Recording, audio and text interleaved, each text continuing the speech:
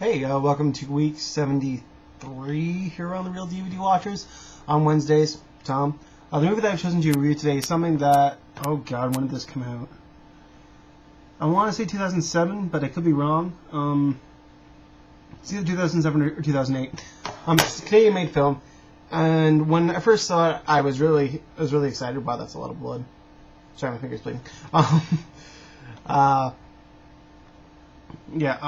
When I first heard about this movie, it sounded really interesting, very, very unique.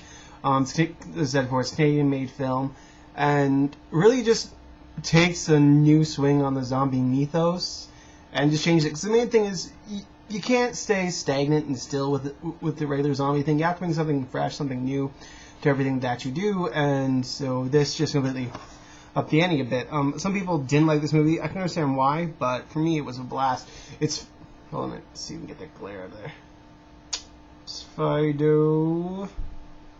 So it's Fido, directed by Andrew Curry. There we go. Basically, what's going on in this one is pretty much takes place in the 50s, and everything is still the same mentality, the same way things are done in the 50s as always. But the zombie apocalypse actually happened, and now zombies are now domesticated thanks to this collar, which pretty much makes them docile. And zombies are used, for day-to-day tasks, or they're kept as pets or servants and whatnot. So it's about this family. The son Timmy. The father, his name is Bill, played by Dylan Baker from, of course, Happiness and Trick or Treat. And the mother is, I always forget what her name is, but she's played by Carrie-Anne Moss, of course, from the Matrix trilogy and Memento. And so basically, it's about this family, and they're so disconnected from each other. It is very much rooted in the 50s, where our family didn't have problems. My son's being picked on. It's impolite to talk about those things at the table, stuff like that. So they're the only family on the block that doesn't have a pet zombie, and the head of this ZomCon corporation, which developed the collars, moves in. He's head of security for them, and he's like a war hero from the zombie war. They move in, and so Carrie-Anne Moss's character's like, oh, we're going to get a zombie. And the zombie comes, and the zombie is played by Bill Connolly, who is this famous stand-up comedian over in Europe. It's pretty much about the son Timmy developing this bond with the zombie Fido. And, it's very much becomes like this little soft story about how, Carrie-Anne Moss regrets marrying Dylan Baker's character, and she's like to Fido, if she had met him earlier in his life, maybe they would have had something, and stuff like that. And the weird thing about this, though, is that Fido doesn't attack some people. I mean, it's showing that zombies can develop bonds with humans, thus to stop them from biting other humans. It's really interesting in that respect, but also in the same hand, though, it makes you go, that would never happen. You can't domesticate a zombie. That is ridiculous. This movie very much has the great 50s style feel, right down to the music, the costumes, everything. It's so elaborate and so well thought out. They put a lot of thought into the setting and how they want this movie to go down. Costumes are great.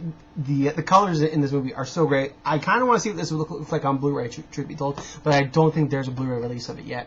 The acting is just great. I mean, Dylan Baker, he's Dylan Baker, so of course he's awesome. Bill Connolly as Fido, when you play a role of a zombie, Howard, the fuck his last name is, who played Bub, you're really challenging to think about things on a minimalist level, when you're coming out to play zombies. It's not just simply, walk, groan, blah, blah, blah, as compared to, hordes of zombies. When you're creating your own zombie, you really have to put a lot of thought and meaning behind it, because, these people were people, so these zombies were once people. And, some zombies have, in movies, that they do things, back from their past. So really, you have to create this character, The writing is absolutely great. I mean, there's great humor in this movie. When they burn down this clubhouse, at one point, Carrie-Anne Moss just turns to her son and is like, Timmy, I don't want you thinking what we did was very right and proper. And he goes, I'd never think that, Mom.